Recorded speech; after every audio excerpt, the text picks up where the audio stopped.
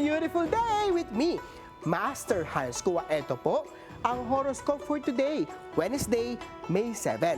Para sa mga pinanganak ng Year of the Rat, mag-exercise para lumakas ang pangangatawan, orange at 9. Sa mga ox naman kung may hindi pagkakaintindihan, pag-usapan ito ng mahinahon, purple at 4.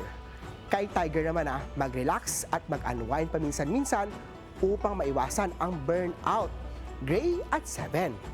Kay Rabbit naman tayo, huwag matakot humingi ng tulong kung kinakailangan sa trabaho, orange at 3. Kay Year of Dragon naman magbawas ng gastusin sa hindi mahalagang bagay upang makapagtipid, gold at 8. Kay Snake naman tayo, siguraduhin may sapat kang tulog upang mapanatili ang lakas, yellow at 1. Ito naman kay Year of the Horsey, mag-focus sa personal development upang mas mapabuti ang iyong performance, green at 6. Kay Year of the Ship naman tayo, kung may alitan sa pamilya, ito ang tamang oras upang ayusin ito, pink at 4.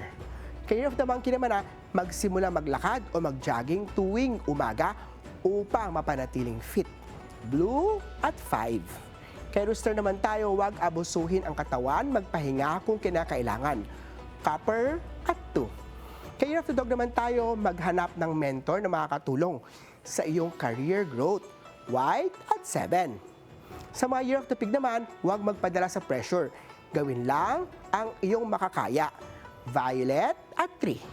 Ako po si Master Hans Kua. Paalala lang, ito po'y patnubay lamang. Ang tunay na swerte ay nagsisimula sa pagiging totoo. Abangan araw-araw ang horoscope of the day. Dito lang po sa It's a Beautiful Day with me, Master Hans Kua.